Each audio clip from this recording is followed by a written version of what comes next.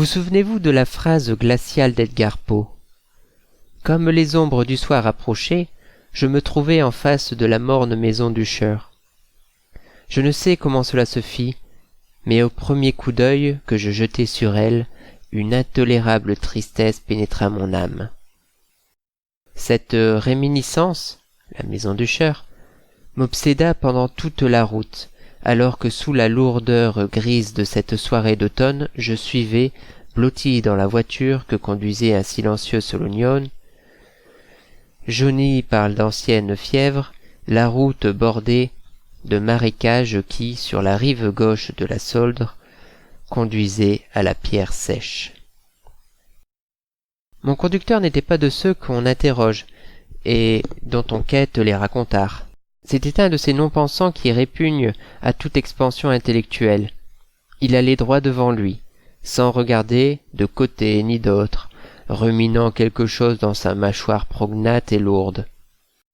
Cette société nulle ne me déplaisait pas, laissant intacte ma rêverie qui peu à peu se condensait en somnolence. Pourtant je n'avais pas fermé les yeux.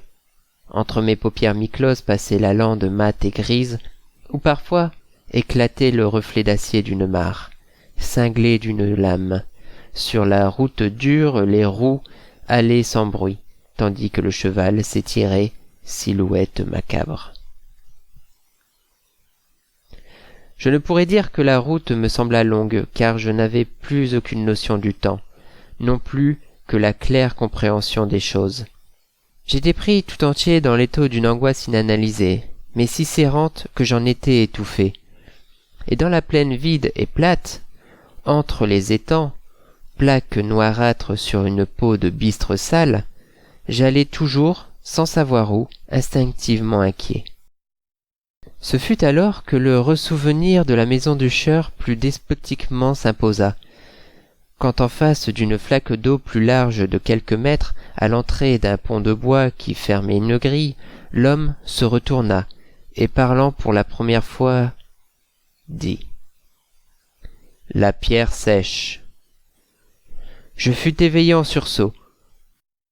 Pour un peu, j'aurais demandé ce que pouvait m'apporter la Pierre Sèche.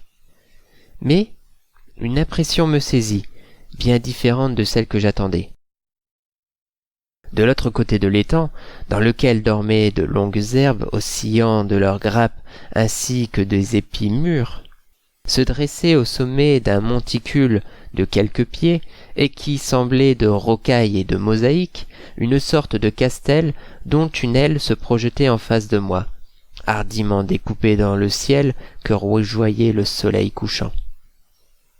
À la vision de la morte maison d'Usher, qui me devait apparaître, en mes prévisions attristées, comme la face d'un hypocondriaque se substituait à un profil élancé, avec je ne sais quel raffinement d'élégance, des vignes folles à aigrettes rouges couraient le long des murs, ayant pour canevas les nervures du lierre accrochées au silex, broderie de pourpre sur velours vert.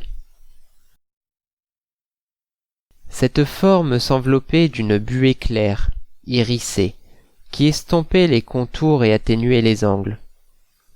En ma disposition d'esprit, ce tableautin me ravit, à la fois inattendu et charmant.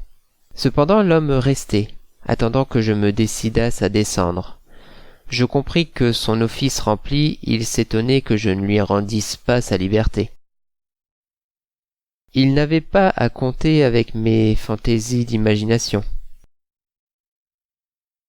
Je sautai sur le col et lui tendis une pièce de monnaie. « Alors, lui dis-je, ceci est bien le château de Pierre Sèche ?»« Puisque je vous le dis. »« Merci donc. Vous pouvez retourner à Salbris. » Il me regardait de ses yeux sans couleur, je crus qu'il n'était pas satisfait. « N'est-ce pas le prix convenu ? Demandai-je. « Si. Mais voici la grille. Il y a une sonnette. » Bon, il estimait que son devoir était de ne m'abandonner que lorsque je serais rentré. Mais justement, dans mes vagues pressentiments d'incidents singuliers, il ne me plaisait pas de le rendre témoin, peut-être, d'une déconvenue. « Allez, lui dis-je, ne vous occupez plus de moi. » Alors, il se décida. Le cheval tourna, s'allongea et partit. Je restai seul en face de la grille. Elle barrait toute la largeur du petit pont dont j'ai parlé et dont le tablier sans balustrade ne pouvait être atteint du dehors. Au-dessous, l'étang, immobile et moussu.